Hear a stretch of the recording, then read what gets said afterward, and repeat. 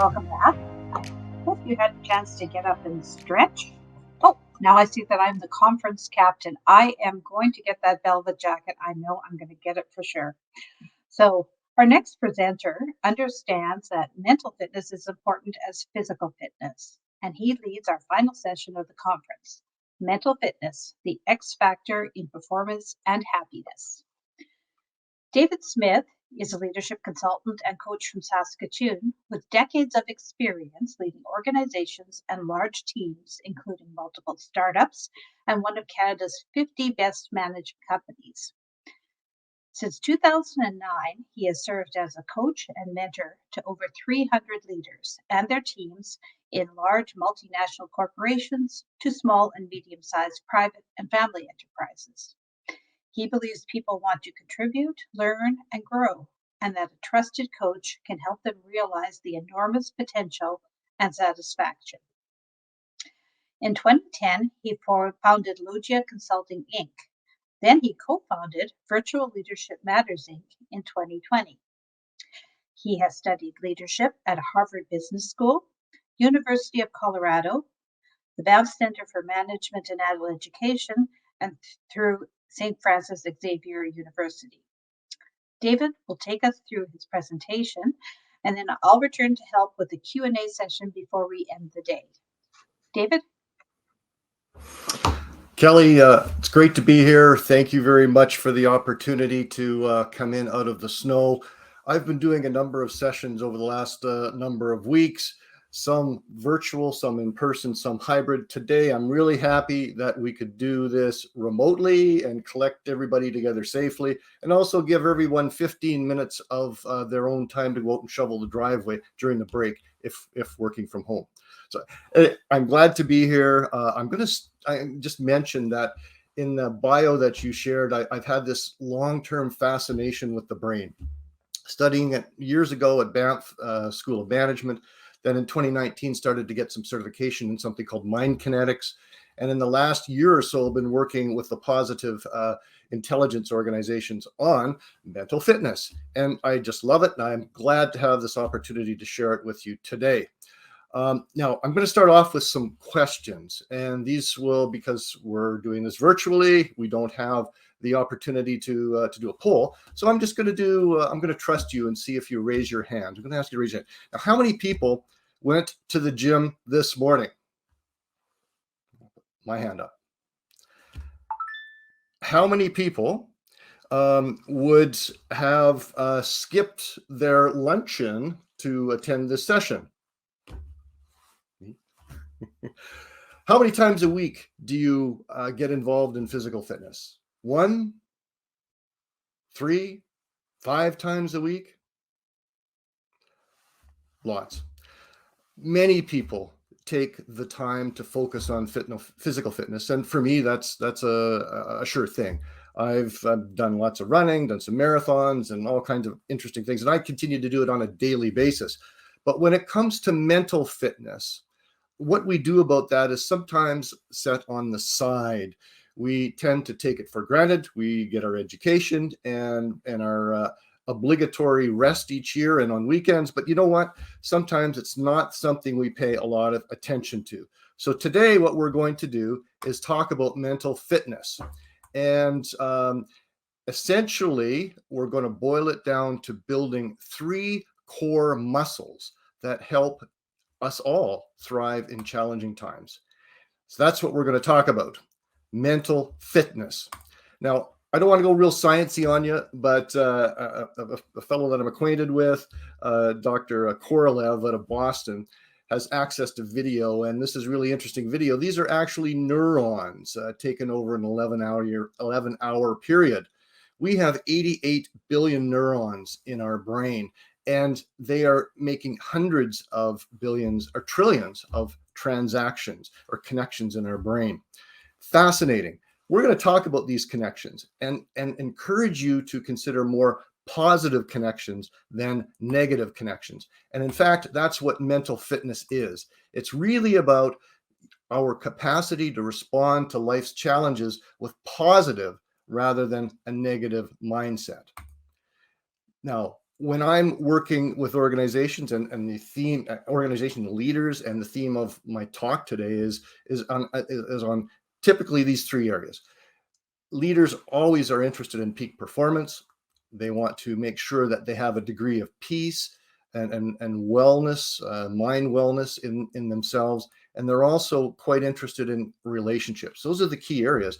And mental fitness has a profound impact in all of those areas.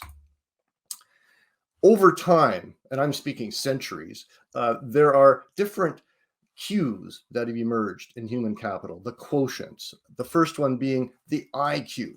How smart are we? What is our cognitive abilities? How math smart, word smart, music smart, dance smart, body smart? How do we do all of this? Well, we've been able to measure it for many, many years, centuries. And we can do a simple IQ test and understand what that is. Emotional intelligence, or the EQ, became prevalent in the 90s with Dr. Gallman's research. It explored different areas of ourselves. In essence, it's about 17 different areas that we are active in: self-awareness, self-management, social awareness, how teams work, and managing relationships. All of those things, those started in the 90s. And as individuals and organizations, we've been working away, chipping away at getting better at emotional intelligence, or enhancing our EQ. Around the same time, there was a new methodology introduced called the character quotient, CQ. And I've spent over a dozen years working with organizations, helping them understand their character competencies, innate behaviors that are impacted by our attitudes, beliefs, and commitments, all of which shape our behavior. The next hour or so, we're going to talk about PQ, mental fitness, which is a blend of research that comes to us from positive psychology, which is a relative new area of study, neuroscience, cognitive behavioral science, and performance science, otherwise known as emotional intelligence. That's what we're going to talk about. Okay, so the research that I'm going to unpack for you and show you very practical implications for this is based upon work done by Shirzad Chamine. He is a scientist, an engineer, a social scientist, led the largest coaching organization in the world for a number of years, now leads positive intelligence. And what he's done is synthesize neuroscience, positive psychology, behavioral psychology, or cognitive psychology, and performance science. He's done all of that in very unique ways. He's taken positive psychology, which before positive psychology existed, which was really only a few decades ago, the focus was mainly on difficult, challenging areas of psychology. And a lot of the assumption was that if we are happy, our happiness will come from our achievements and our outcomes and how we approach things. Enter positive intelligence and positive psychology uses the assumption that we need a happy brain if we're going to achieve a sage activity. A happy brain, and I'll explain more about that in a few minutes, leads to positive emotions, which lead to peak performance, great relationships, and a sense of personal well-being. Happiness first is what it's about, being happy, becoming happy. There's been some wonderful books written in recent years. This one is by Sean Aker on the happiness advantage. He's a Harvard professor, is one of the pioneers in positive psychology. Wonderful book. Another book from a colleague of mine in Toronto, Craig Dowden, who's written on positive psychology. He is a Canadian pioneer in that area. And it's many, many more. Daniel Goleman has worked in that particular area, and more. And of course, Shirzad Chamine in his book, which is called Positive Intelligence by Shirzad Chamine. That's the text that we'll be unpacking this morning. That's positive psychology. Performance science, or emotional intelligence, looks at a lot of different competencies that we have as individuals. And there are 17 core competencies. And when you start to bore down to it, there's a couple thousand of them. The positive intelligence model of mental fitness, which I'm going to share with you, is much simpler. It's a simple operating system, and it still gets at positive intelligence and PQ. Emotional intelligence is typically the cause of events like athletes choking. They're either they're in the zone or they're choking.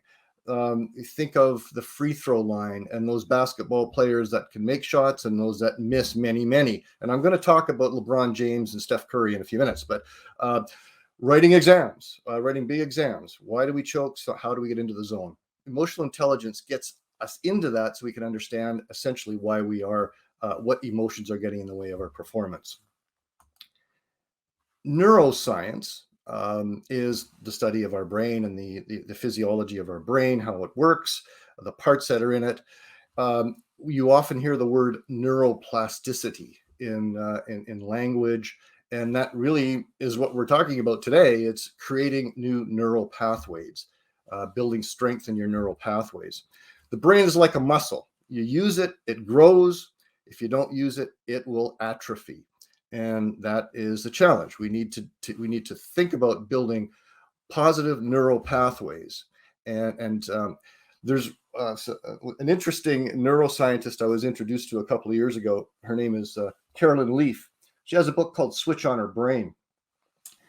She showed a fascinating video at a leadership conference I was at that actually had video footage of neurons and the neural pathways. And where there was positive thinking, there was health and growth. Where there was negative thoughts, there was darkness and atrophy and decay in actual neurons. Fascinating stuff. We're able to speed forward a number of years now, and I'm going to be talking about some of what this research has been applied to in very practical terms so that we can actually use it. Okay.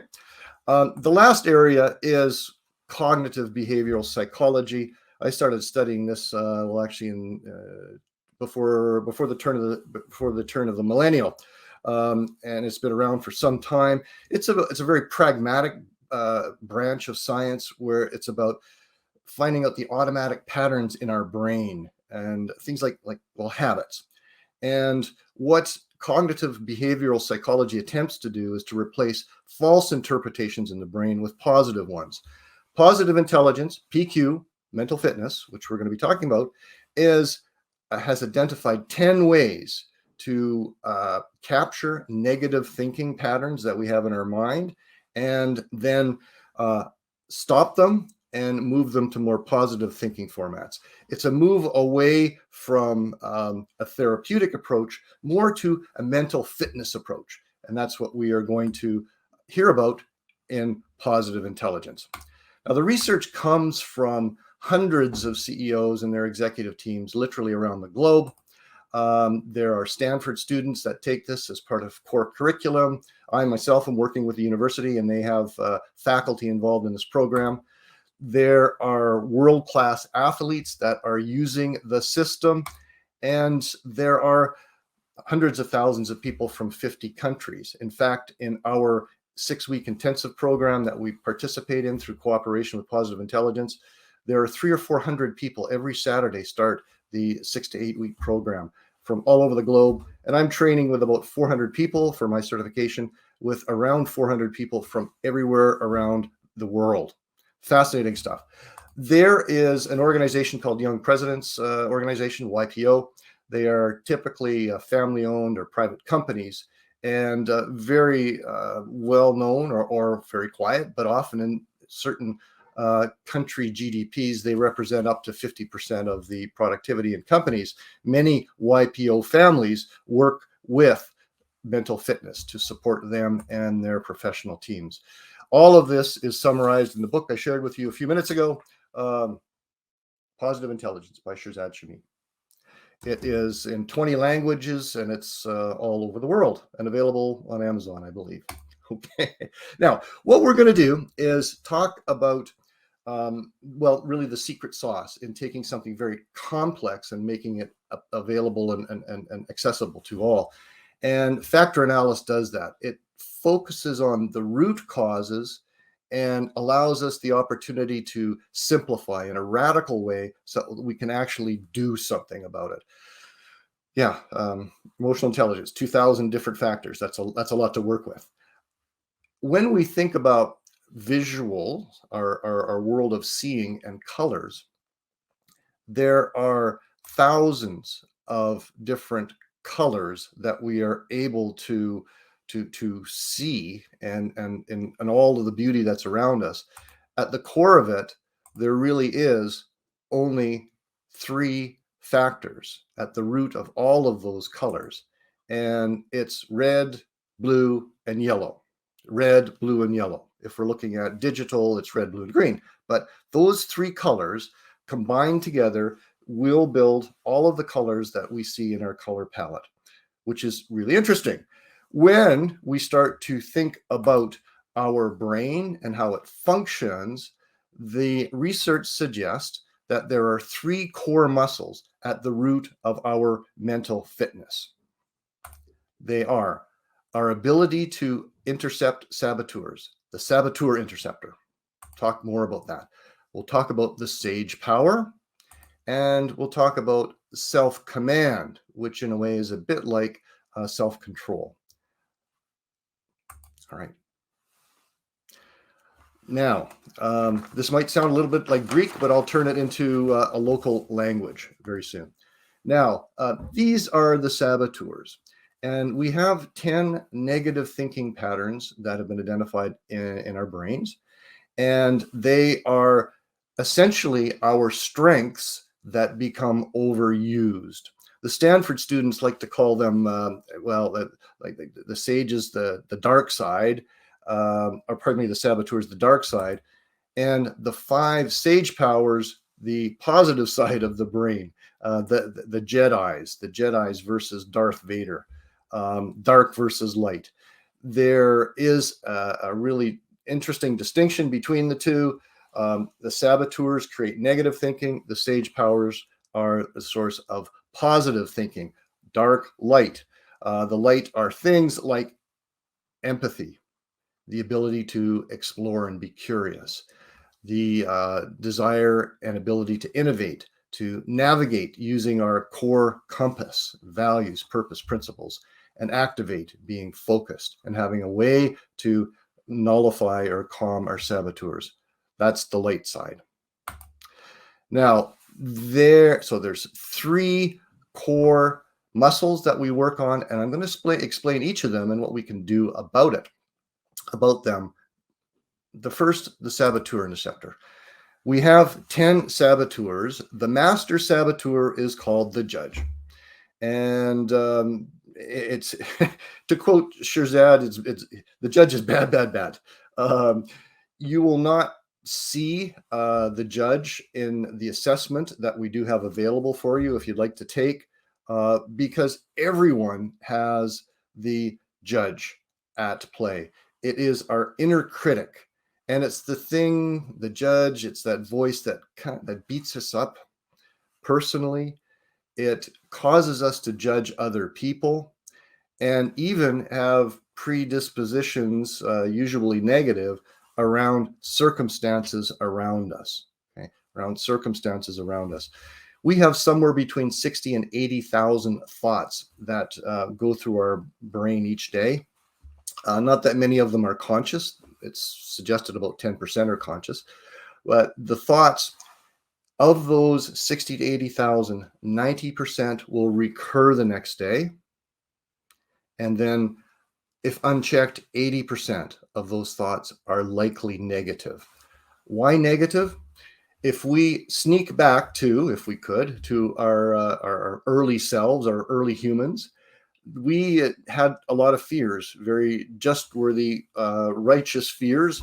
If there were saber-toothed tigers coming up to us, we needed to know, we needed to be afraid of that. We needed a system that was going to give us adequate alarm so that we were worried about it.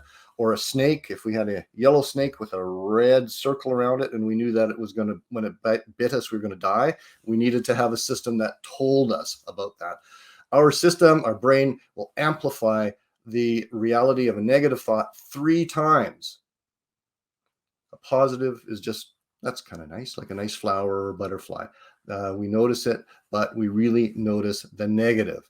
And the judge is something that is there to amplify that in our brains. So what we do is we put judgment on circumstances and ourselves, and we work our way into thinking that situations are going to be difficult. The judge is very sophisticated player, and it can be very quiet or very blatant in our minds. The three modalities are: we judge ourselves, often very critically. That tends to lead to judging others by judging what's wrong in them. And then situations or circumstances. What needs to happen for us to be happy in those things? It tells us when we'll be happy, and it might tell us we're going to not enjoy this reception, or we're not going to enjoy this event, or whatever it might be. And the reality might be entirely different to that, but our judge was telling us it was going to be something different. During the pandemic, the judge in a lot of people, and saboteurs tend to flare during times of large stress, was telling a lot of people that we weren't going to be happy. It wasn't going to be something that was possible at all during COVID. Well, I found the first book that I read was in COVID was called Essentialism. And it was a wonderful book that looks at life. It goes beyond minimalism, which is another theme where we try to be tidy and neat and conserve what's around us. This is about our whole life and setting priorities. And for me, it was a great opportunity to say, these things are important in my life and these things are not, and I'm going to set them aside and put more energy into different things. There were some good things that happened in the pandemic. I have some clients that were just loved it, and it was great for their business. And I have others that it was entirely different. However, our judge will be active at all throughout the process. There are 9 other saboteurs, the accomplice saboteurs, and they are shaped from our strengths that get too strong and are overdone and become detrimental. They are shaped by their motivation and their style. The motivation is the motivation in the saboteur towards independence, being unique, alone, distinct, being accepted or loved or part of a group, and security, getting security or safety.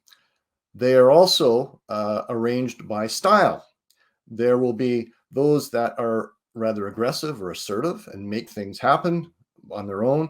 There are those that will try to earn or sell their way into something. And then the negative thinking pattern saboteur that actually sees us trying to run away or avoid things. The saboteurs are the controller, the hyperachiever, the restless on the assertive side, on the earn side, the stickler, the pleaser, the hypervigilant, and on the avoidance side, the avoider, the victim, and the hyper-rational. Those are the saboteurs. We all have all of the saboteurs, and they are not a typing system like Myers-Briggs or DISC or something like that. They are really a characterized negative thinking pattern that exists within us. And we all have all of them. However, we will have some more than others. And we benefit significantly by understanding which ones they are so that we can pay attention to them. So we need to have saboteurs, negative thinking patterns, really to experience life. If we did not have them, it would be an existence somewhat nirvana-like, and we probably would never have the opportunity to enter into some challenge and gain and grow from it and build resilience. We really do need to have the sense of saboteur so that we can understand it and have empathy on others who also have saboteurs. A really interesting thing about saboteurs is that there are mirror receptor neurons in our saboteurs, meaning that when someone's saboteur power is being used, we typically know it, and it will bring it out in the circumstance. For example, if a controller goes beyond the desired level and accepted level of control and trying to manage everything around them, that shows up in a team. Well, everybody else is going to try to perhaps outdo the controller or acknowledge it and resist it. And there's great danger in that, but there's great opportunity in being aware that there is a contagion effect from the saboteurs, and you can identify them in other people. My particular saboteur, one of my larger ones above and beyond the judge, is the stickler. And I'll talk about that in a minute. That's trying to get everything perfect. And I tell you, you can drive yourself bonkers, and people around you trying to aspire to that all the time. It's very, very difficult, and it can be quite frustrating and stressful for the stickler trying to apply that particular one to get everything perfect. In reality, in any given day, if we do 20% of what we do really perfect, there's likely about 80% of our activities that we can do that good is good enough.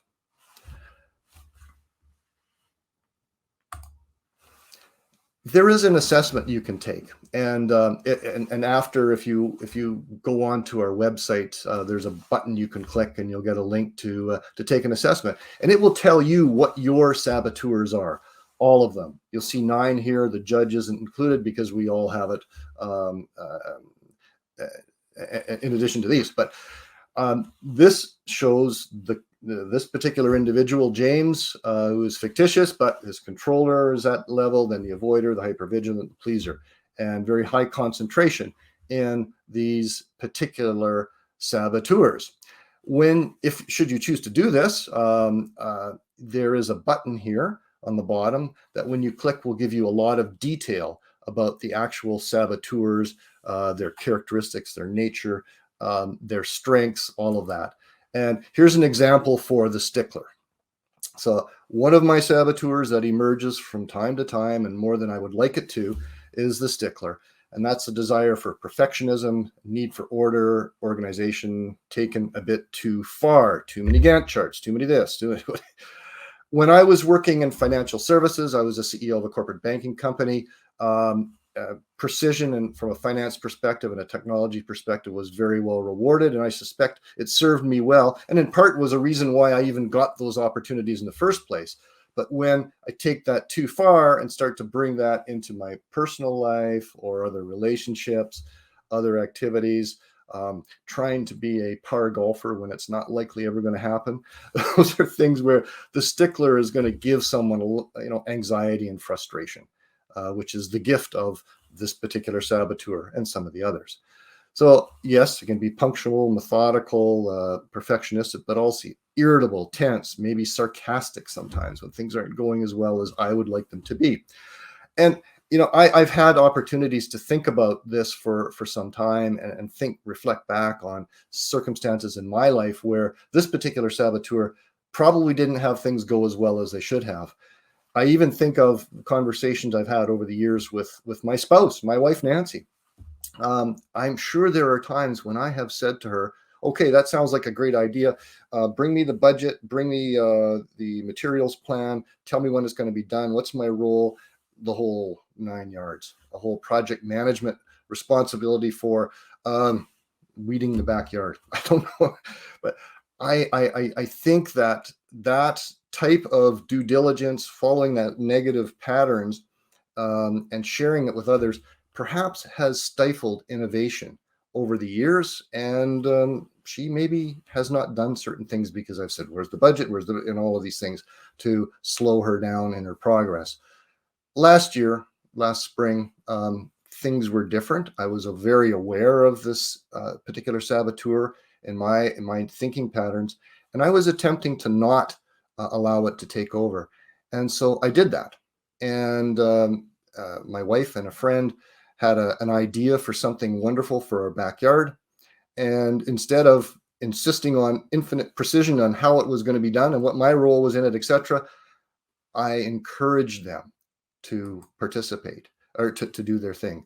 And this now, I'm hoping the slide is up, is a picture of our backyard pond, which is one of the most beautiful things we've had in our house for a long, in our property for a long time. We got much enjoyment out of it, and I think I've demonstrated to my wife and others that there is the ability for me to step away from at least that saboteur for great results.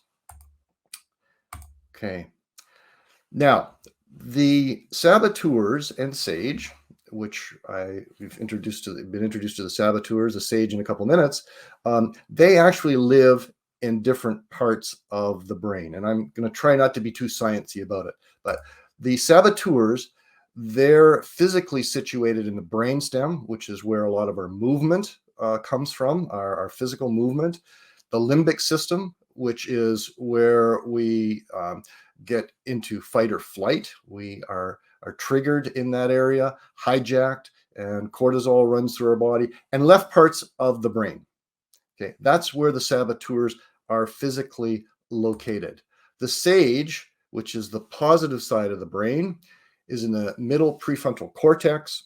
It's where the empathy circuitry is in the brain, and parts of the right brain is where they physically exist. If we were to, and this research has been done, if people were operating in certain parts of the brain in an MRI, they could distinguish between saboteur and sage activity within the brain. It wasn't long ago we had the spouse of a neurologist going through one of our group programs, and they were hoping to queue up an opportunity just to try that out. But MRI time is not that accessible in our province, so that quite didn't work. So we've depended on the research. The saboteurs are the part of the brain that motivates us through negative emotions. The saboteurs are negative thoughts. The sage motivates us through positive emotions, enthusiasm. The saboteurs use tools like fear, stress, anger, guilt, shame, insecurity to motivate us. That motivates us. However, it's often a lot less successful than empathy, curiosity, creativity, passion, purpose, focus. Those are the areas that, those are the tools that seem to work better. When we have the saboteurs in charge, motivating us, there tends to be a resistance to positive growth. We tend to like the status quo and want to stay where we are. So that's the saboteurs. Now, it's really interesting. Saboteurs, they can generate a lot of success. And I'd have to say for myself, personally, from a professional perspective, my saboteurs around stickler or controller, hypervigilant is another one of mine that I work with, was probably great for living in an era of risk management in the financial services area. However, it doesn't work so well everywhere else, and it doesn't necessarily leave someone with a degree of happiness. When we are working on the sage side, there is arguably the possibility to have more success and be happy while doing it. For an example, Gallup, in their polling around engagement of employees, they find that routinely, out of 10 people in an organization, about 3 of them are fully engaged, 5 are moderately engaged and will do what they're told, and 2 people out of 10 are probably sabotaging or don't want to be around. That's the reality. 3, 5, and 2. Another reality is that those 2 will contribute about 50% of what the 5 will, and the 3 routinely contribute 50 to 200% more. And it's not necessarily they're working harder or it's gruesome for them. They're enjoying it. They really like it. They're working in a sage mode. What this looks like in a boat, for example, if you had one of those big Olympic rowing tens boats, the boat would be going down a river and there would be 3 people rowing their hearts out, wanting to make a challenge and win and enjoying it. There would be 5 people maybe enjoying it as well, waving at the people along the side, and 2 people trying to sink the ship. Those are the people in saboteur, and we've got a certain number of people in sage. The neural pathways I spoke of in cartoon form, I suppose, look like this. There's a kind of eerie similarity to reality, but the goal behind mental fitness is to, as we are building neural pathways, we want to avoid the connections with the negative and encourage the positive transactions in our brain. The negative are where there are different moods. It's darker.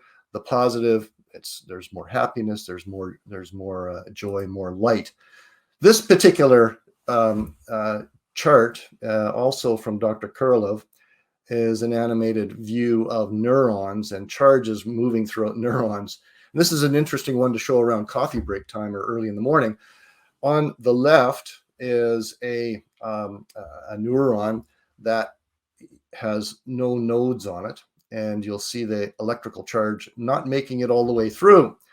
On the right-hand side is one that has these nodes, which are there because of caffeine. And caffeine adds something to the neuron so that the charge goes through. So if you're wondering why that shot of caffeine in the morning might help a little bit, it goes down into neuroscience, and it goes right down to the brain level in us. So we do have this need to understand that there is a negative part of our brain, there is a positive part of our brain.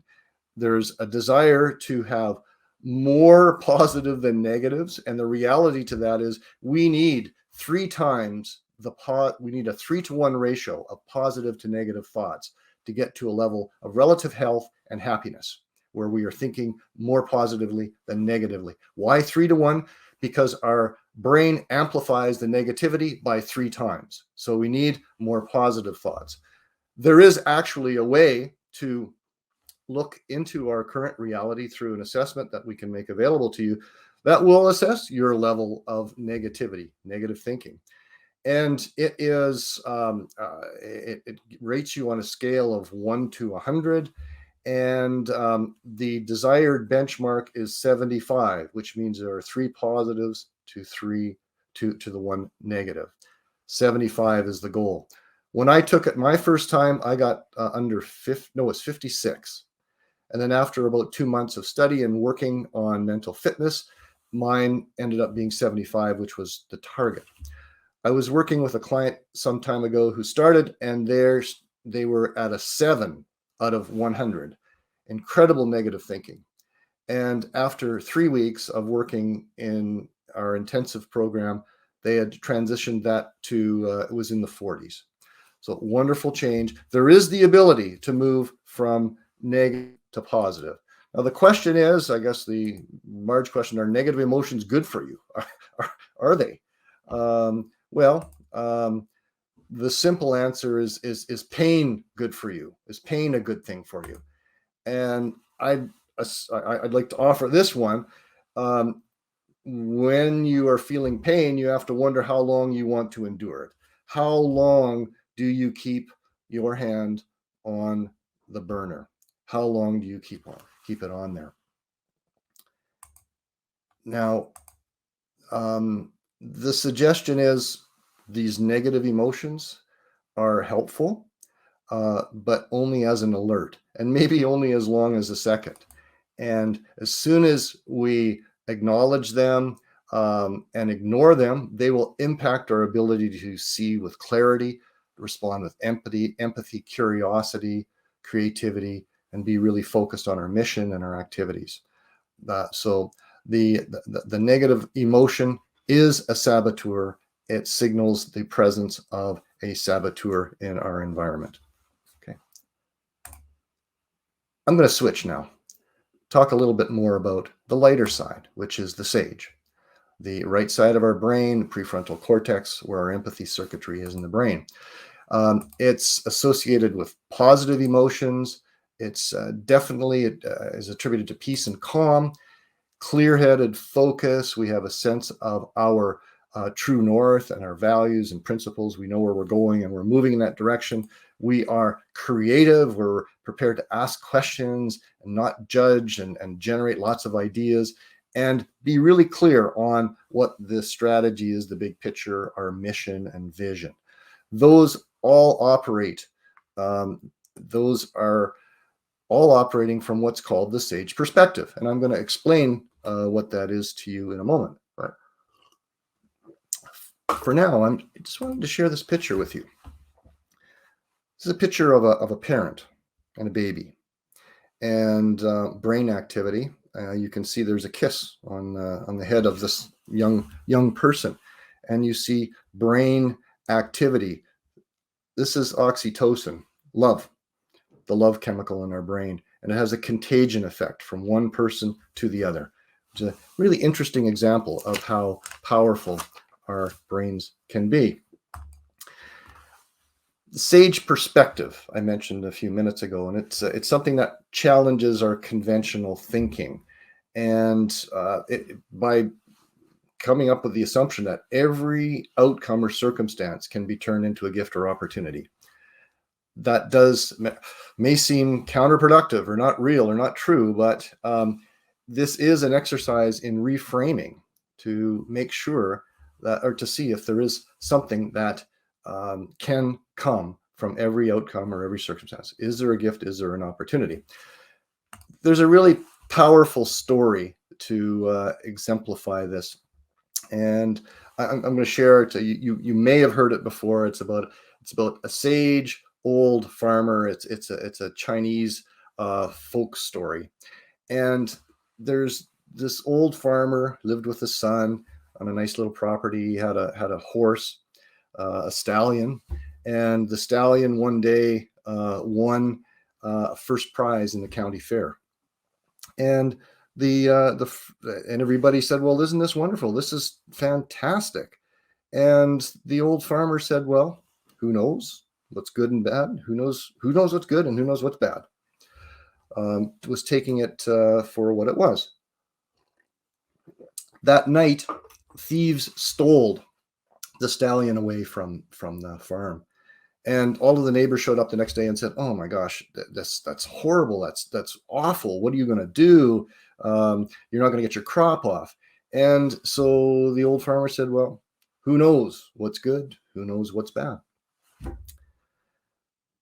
Next day, the horse returned, and it came back with 4 wild mares with it that it had picked up on its journey. It had escaped and come back.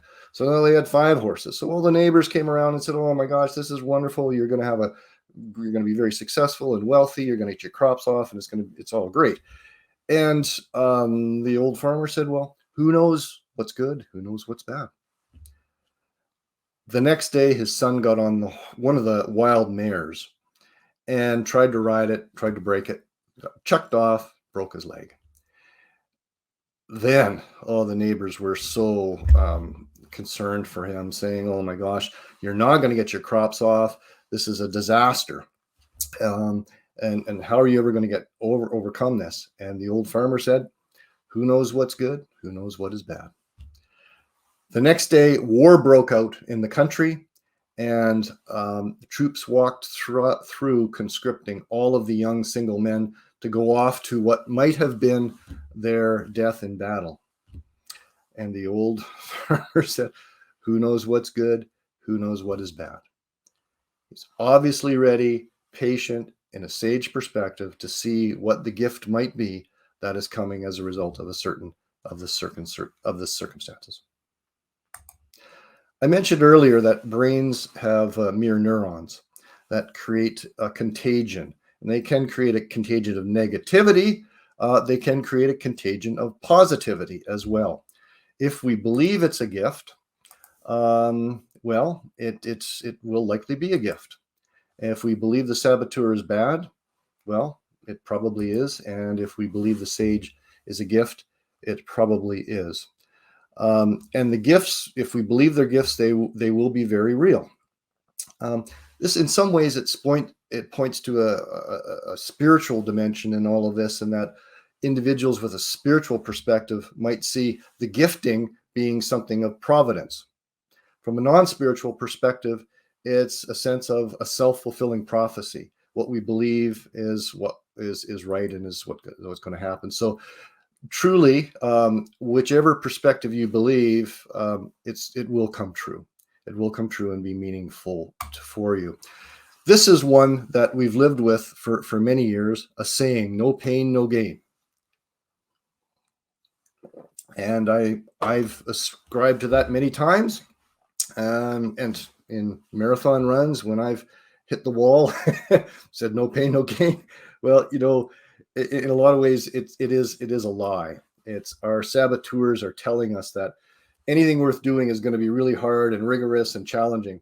Well, if we're doing it on the sage side for right reasons, it will be ease and flow, not necessarily pain. It could be gain, ease and flow. All right. We've talked about the saboteur interceptor muscle, the sage muscle. Now I'm going to move to the self-command muscle. This is where we try to get a handle on whether or not we are in charge of our brain. And I'd like to challenge you. Are you in charge of your brain? Are you the master of your brain? Okay. Do you tell your brain to get you up at 2 a.m. to worry about something that's happening tomorrow? If you don't do it, and it happens, who's doing that? Who's in charge?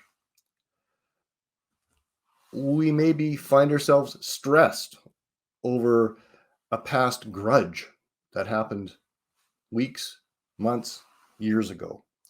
We have this recurring stress or anger. We find ourselves perhaps using only 10% of our brain power, which is what is a common research statistic. We use about 10% of our brain capacity. Who's telling us to stop at 10% and not go beyond?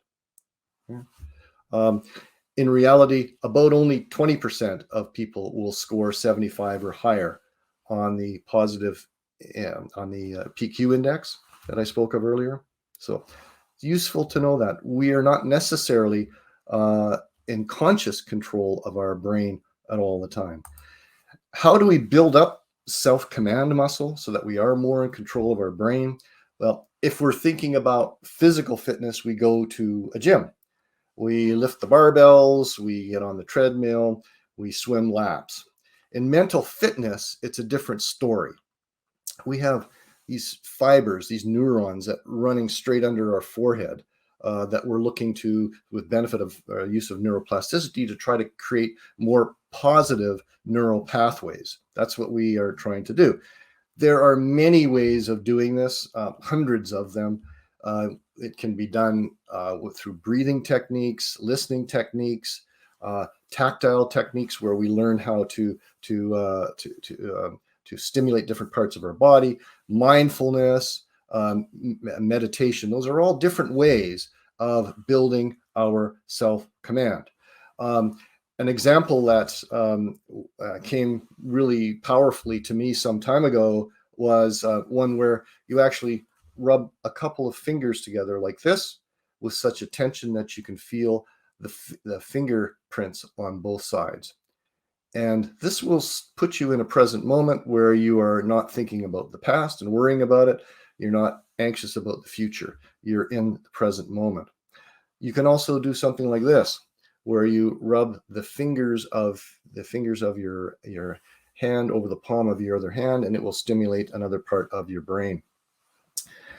Now, it's interesting when you, as I mentioned earlier, you do these types of exercises to support your brain muscle growth, you will see the different parts of your brain fire. They will calm on the saboteur side, and you will see the neurons firing on the other side of your brain, the sage side of your brain.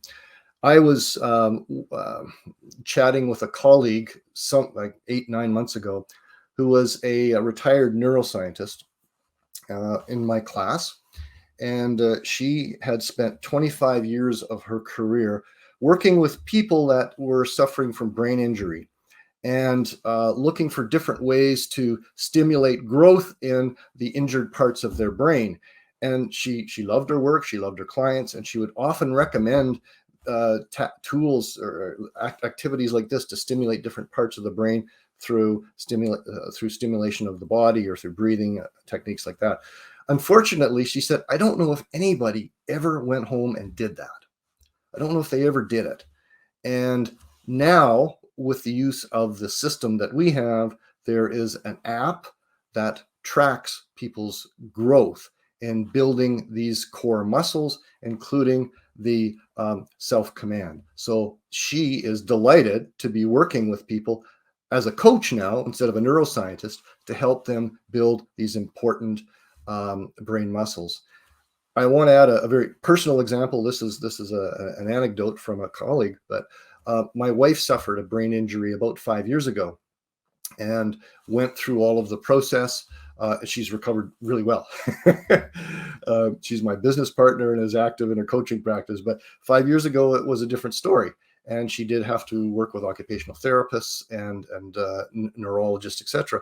And they recommended a number of different things. And she found what really worked well for her to stimulate growth in the damaged part of her brain through a fall.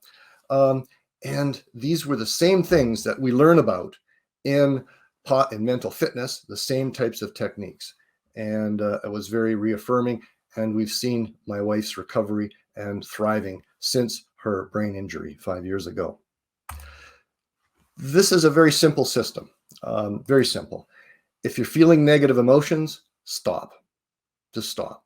Life is challenging enough. We don't need a complex operating system.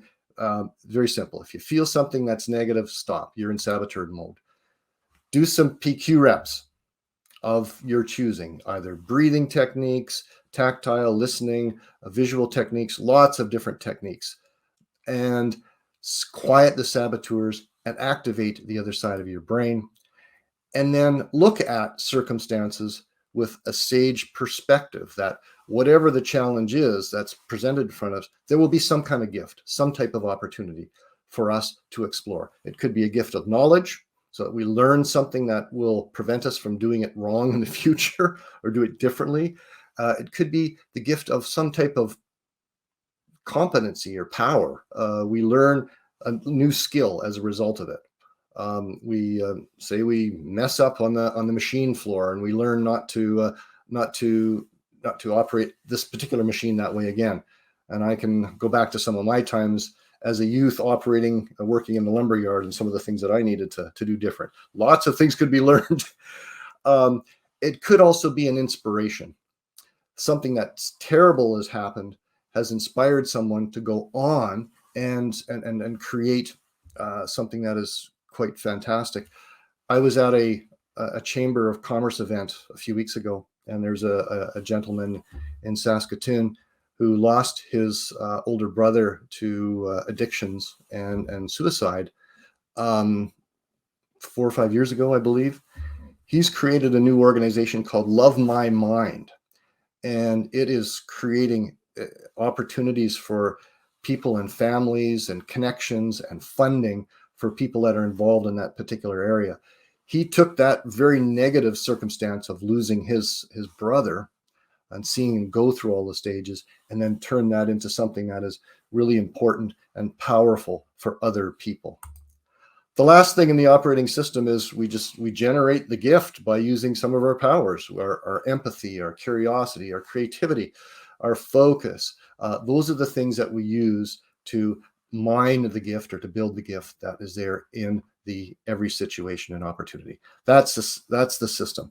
Life is complex, so there is great peace in radically simplifying things so that it can be relatively easily implemented naturally. Now, question: is it really possible to shift from saboteur to sage, even in tough times? Is it really possible to do? Well, the research, anecdotally and otherwise, is yes, but the speed and depth of the shift is very much dependent upon the strength of the mental muscles that have been built. It's all about fitness, and it's all about building muscle in your brain, mental muscle. When we learn something new, something we want to do, we need to do, it's a positive thing we want to do, we get some insight. And that's a great thing. It's motivating, but the hard work is actually in building the muscle to make sure that it can happen. When we look at learning something or other on the work floor, in the office, 10% of what we learn comes from our academics or our trade background or educational background. 20% comes from how we are coached or mentored, and the leadership and fellowship we get in our teams. And then 70% is actual doing the work. No different when it comes to building brain muscles. Insight of knowing something or other is important, but need to build the mental muscle.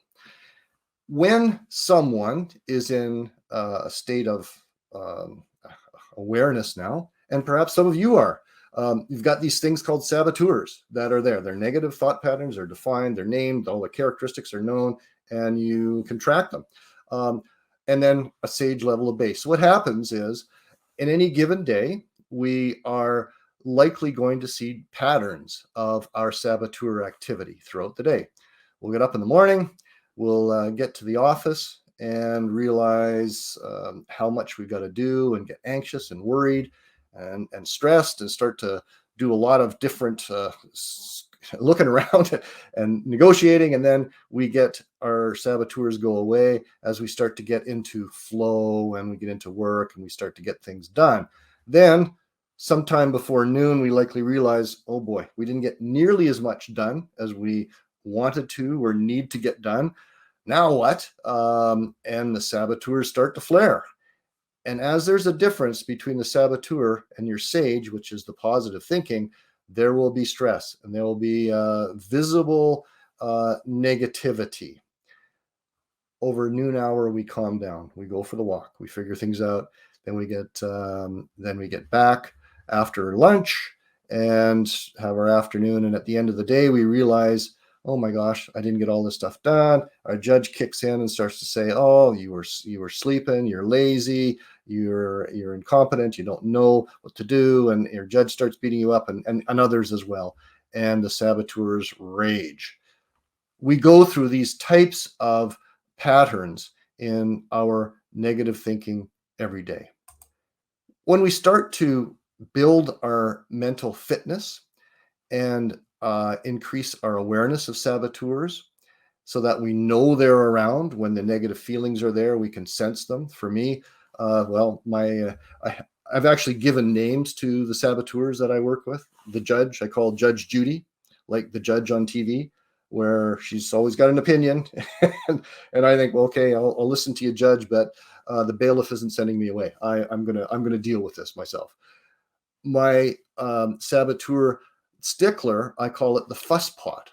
And when I start to organize everything to be perfect around in my personal professional life, I say, oh, okay, fuss pot, go away. Or what took you so long to get here? I'm going to do something different. This isn't as important. It doesn't need to be perfect this time, etc. That's what happens. We become aware of our saboteurs and our sage powers grow. And there's less difference between the time we're hijacked and our sage power. This comes through exercise and working on this and building sage muscle.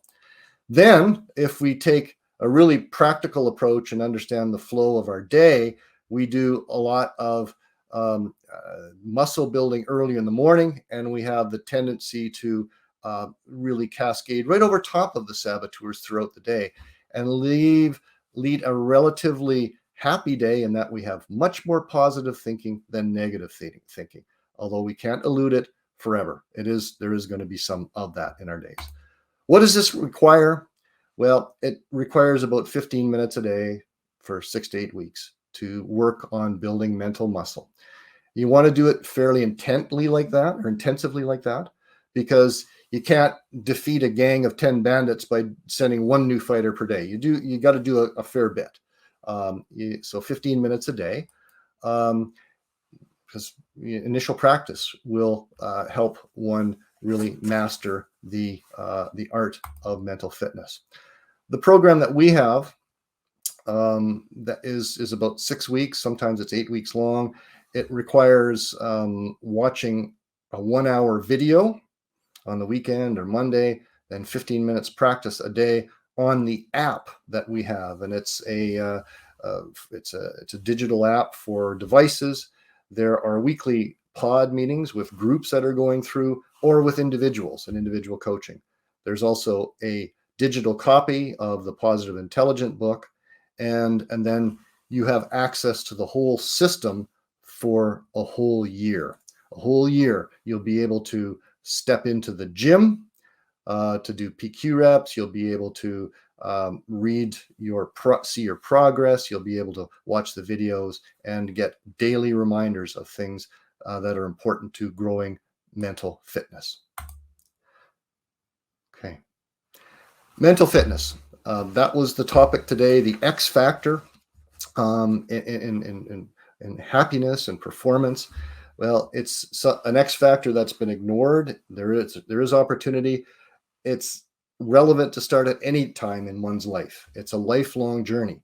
And as one starts to build their awareness of saboteurs, their ability to tame them, focus more on SAGE, it really helps you to become you, the true essence of you, where you're not overusing the saboteurs, and we're choosing to use the right side of our brain and the SAGE positive thinking. So in essence, there is a kind of a formula and a blueprint for building powerful mental fitness, and there's the ability to move forward. And that's what I was hoping to share with you today.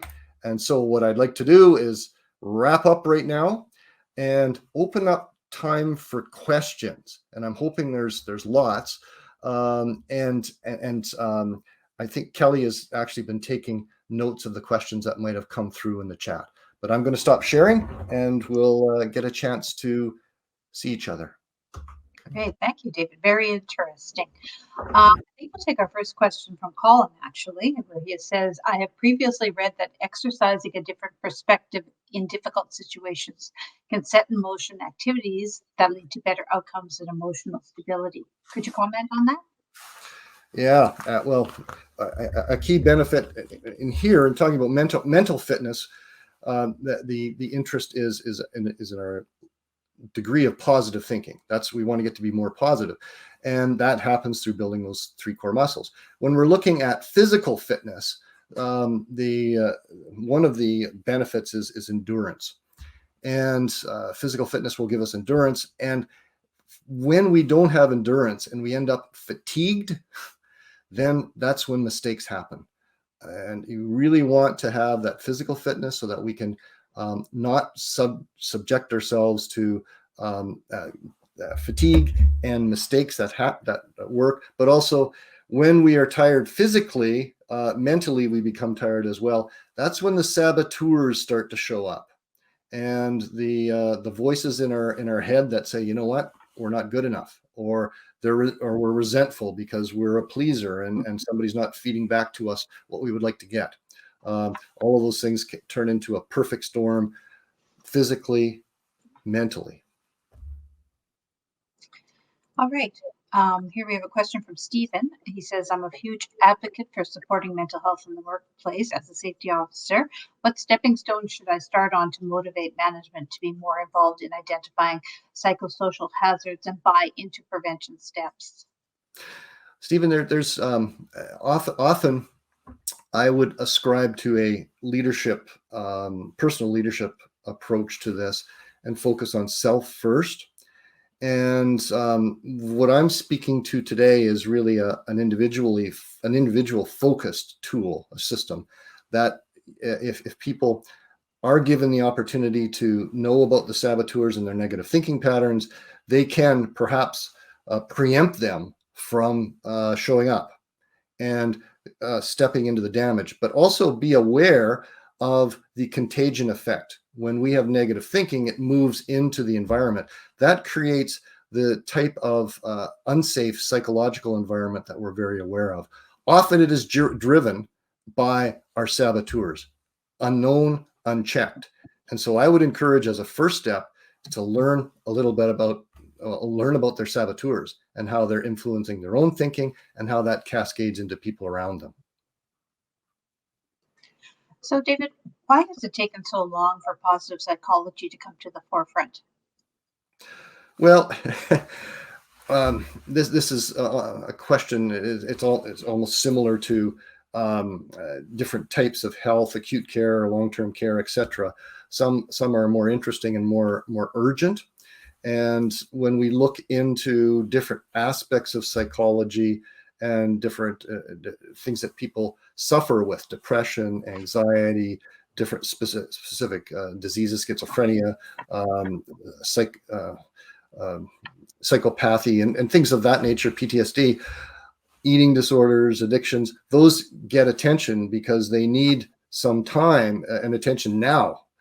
However, to be proactive, need to look at a preventative approach and think about positive psychology, which essentially is getting into how do we rebound? How do we become resilient? What are our positive skills that make us able to deal with adversity and then move forward in a very constructive way?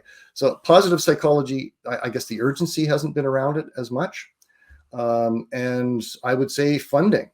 When we look into health, and I played a role in health in the past from a governance perspective. Some of the areas are there's not as much funding for certain areas, and so it's just taken that long. Thank goodness Gallman started writing about this in the 90s, and there have been others that have taken up the banner that to talk about it. And there's some great accreditation programs and great training programs now. So positive psychology is much more on the radar. So when is the right time to begin exploring mental fitness? When's the right time? I'd say yesterday, but we become aware of what we know today, and the best time to plant a tree is yesterday. But we'll start today and move forward. I would say now, and it would be not for everybody in particular. The programming we're talking about is probably for people in their adolescent age, not much younger. The concepts of saboteurs are helpful and can be shared with younger people, but some of the technologies and assessments are more relevant for people in the teenagers and above. But the right time, right now. I don't know why we wouldn't wait. Unfortunately, my journey into looking into this didn't begin until a couple of years ago, and I wish I would have had the lifelong benefit of understanding my negative thought patterns and knowing what they are and how to calm them and move forward. Okay, you've kind of answered this a bit already, but what could a person do to take this mental fitness program to their company?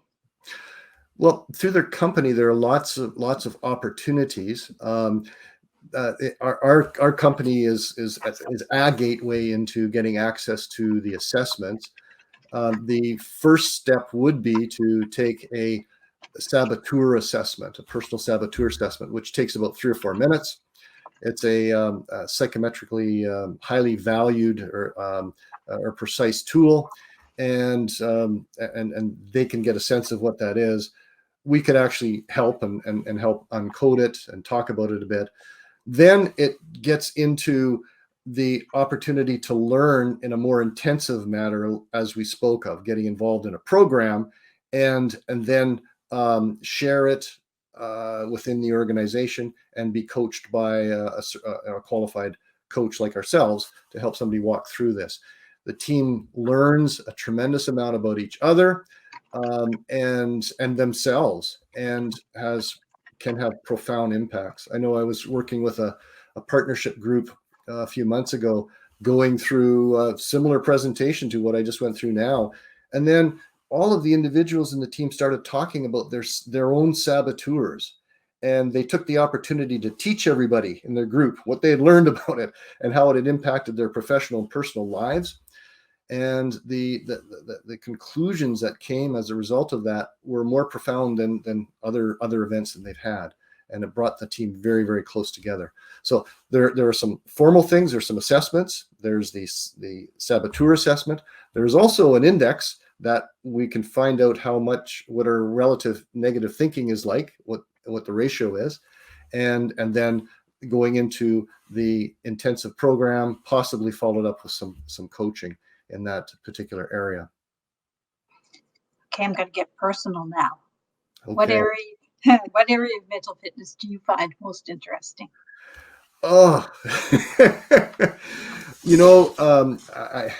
I have to say, I don't know if I can pick one. I probably neuroscience. My longest love has been in the cognitive sciences. I studied that probably 20 years ago, and I've been working that into my coaching practice for a long time. And there's wonderful tools there. Our brain has been so understudied and so underutilized. There's a lot that I like about it. I could go kind of sciencey. I like anatomy. I love to describe different parts of the brain, but but the idea of taking something and growing it in our brain is just so fascinating to me, and so rewarding when I see it happen to myself as my stickler becomes less prevalent and my judge less prevalent, and in other people around me that I'm working with. So I'd have to say the neuroscience part. And that's the last personal question I'll ask you, I promise. Oh, you can do more if you like. So we're going to wrap up here, but I'm just wondering if you have some final thoughts to leave us with, David.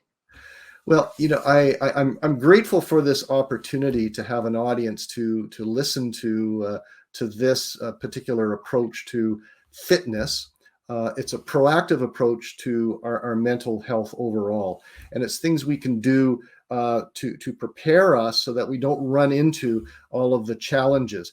My personal hope is that as we start to look at safety and how we're predisposed to support each other in the workplace from a safe perspective, we're not allowing our saboteurs to get us hijacked. And if there's some way that through the use of this system, people can identify their saboteurs and however they're manifesting, and it results in safer workplaces, I'd be very grateful. I'd feel it was very much worth the effort to speak about it today. Great. Thank you, David. We really appreciate your time and your expertise on this. You're most welcome. You're most welcome. So if anyone has any questions for David or wants to learn more about the program, they can go to logiaconsulting.ca. You'll find it in the comments section of the feed here. Thanks again, David. My pleasure. Thanks, Kelly. And that brings our 2023 conference to a close. Thank you to everyone who presented and participated over the last 2 days. If you have any more questions about the conference or anything you saw here, or any questions about the SCSA, you can go to our website, scsaonline.ca, for more information. You'll find information there about our programs, about our training, and of course about our advisory services as well. Everyone have a good afternoon, and please stay warm. I believe spring is actually around the corner. Bye-bye.